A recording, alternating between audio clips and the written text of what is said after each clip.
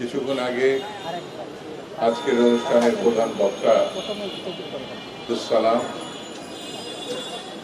আজকে এই অনুষ্ঠানে উপস্থিত ধন্যবাদ জানাই এই জন্যে তারা অত্যন্ত প্রয়োজনীয় একটি প্রসঙ্গ নিয়ে বাংলাদেশে আবার গণতন্ত্রকে বিপন্ন করার যে বিচ্ছিন্ন সন্ত্রাসী এবং বিশৃঙ্খলা সৃষ্টি করতে চায় তার প্রতিবাদে আজকে তারা রাস্তায় নেমেছে। কবি সাহিত্যিকরা আজকের থেকে না, ব্রিটিশ ভারতের সময় থেকেই স্বাধীনতার জন্যে, মানুষের অধিকারের জন্যে যুগে যুগে তারা কাজ করেছে। আমাদের মধ্যে এই বাংলাদেশে, এই ভূখণ্ডের আশেপাশে না, সারা ভারতবর্ষেই শুধু কবি না, সাহিত্যিক না, গণতান্ত্রিক লড়াকু সংগঠনগুলোর সঙ্গে কবি সাহিত্যরা একাত্মভাবে কাজ করেছে। ভাষা আন্দোলনে, পরে মুক্তিযুদ্ধে, তারপরে 54 বছর ধরে গণতন্ত্রের জন্য কবি সাহিত্যিকরা লড়াই করছে। আমি তাদের সেই লড়াইয়ের প্রতি কৃতজ্ঞতা জানাই, সালাম জানাই। বন্ধুরা, সর্বশেষ মুজিব আমলের পরে সর্বশেষ 16 বছর শেখ হাসিনার যে নির্মম শাসন, ভয়ঙ্কর শাসন, অহংকারী শাসন, দম্ভের শাসন, সেই শাসনকে এই দেশের মানুষ চূর্ণ বিচ্ছিন্ন করে দিয়েছে। দেশনেত্রী বেগম জিয়াকে তারা হত্যা করতে চেয়েছে। তারা একসময় প্রকাশ্যে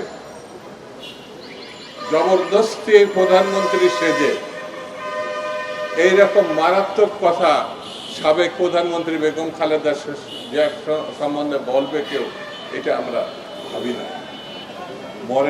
মরে না কেন? কি ভয়ঙ্কর, কি অশ্লীল, কি দম্ভ উক্তি! শেখ হাসিনার এই উক্তি তার পরিণতি দেখে এনেছে। তার যে পরিণতি, এটা সময়ের প্রতিশোধ। সে এখন যেখানে আছে, কৃতদাসের মতো, আশ্রিতার মতো, এটাই তার আসল জায়গা, আসল ঠিকানা। কেউ যদি মনে করে পার্শ্ববর্তী দেশ থেকে এই দেশ দখল করবে, এগুলো ভাবনার মধ্যেই থাকবে। কারণ বাঙালি এবং বাংলাদেশিরা বীরের জাতি। বাংলাদেশিরা কখনো কারোর কাছে মাথা নত করেনি। সে পাকিস্তানি অথবা স্বৈরাচারী শাসক, এটা কখনো তারা সহ্য করেনি, কখনো তারা এটা মেনে নেয়। যে জাতি রক্ত দিতে পারে, জীবন বিপন্ন করে উৎসর্গ করতে পারে, যে জাতির শিশু, কিশোর, তরুণরা বিদ্রোহী হয়, সেই জাতিকে কেউ কখনো পদানত করতে পারে, এটা ভাবা কোনো কারণ নাই, চিন্তার কোনো কারণ নাই। এই দেশেও সেটা হয়। একটু আগে যেসব বক্তারা বক্তৃতা করেছে, আমি তাদের সঙ্গে একমত। সেটি হচ্ছে, বাংলাদেশের সহসা একটি নির্বাচন হতে হবে। যে নির্বাচনের মধ্য দিয়ে নির্বাচিত পার্লামেন্ট হতে হবে, যে পার্লামেন্টের মধ্য দিয়ে একটি সরকার তৈরি হতে হবে।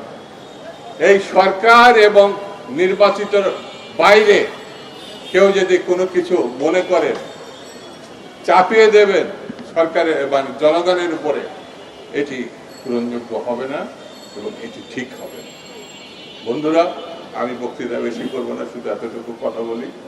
আমরা সরকারকে সমর্থন দিয়েছি গণতন্ত্রের প্রশ্নে। আমরা সরকারকে সমর্থন দিয়েছি, টিকিয়ে রেখেছি একটি ভালো নির্বাচনের জন্য। আমরা সরকারের কাছে প্রত্যাশা করি ভালো নির্বাচনের জন্য স্বল্প সময়ের মধ্যে যা যা করার, সেগুলো উদ্যোগী হয়ে আপনি সিদ্ধান্ত নেবেন, সেটার প্রতি আমাদের সমর্থন আছে। মহল বিশেষ মনে করছে নির্বাচন হলে তাদের কোনো ভবিষ্যৎ নাই, এই জন্য বিভিন্ন রকম মুখরোচক কথাবার্তা বলে নতুন নতুন দাবি সামনে এনে নির্বাচনকে প্রলম্বিত এবং ঠেকানোর চেষ্টা করছে। এদেরকে আমি বলবো তারা বোকার স্বর্গে বাস করছে। কারণ বাংলাদেশের মানুষ গত 16 বছর 17 বছর ধরে আন্দোলন করেছে নিজের মতামত এবং অধিকারকে রক্ষা করার জন্য। সেই মতামত এবং অধিকার রক্ষা করার একমাত্র পথ হচ্ছে গণতন্ত্রের মধ্য দিয়ে পছন্দের প্রার্থী, পছন্দের দল, পছন্দের মার্কাকে ভোট দেওয়া।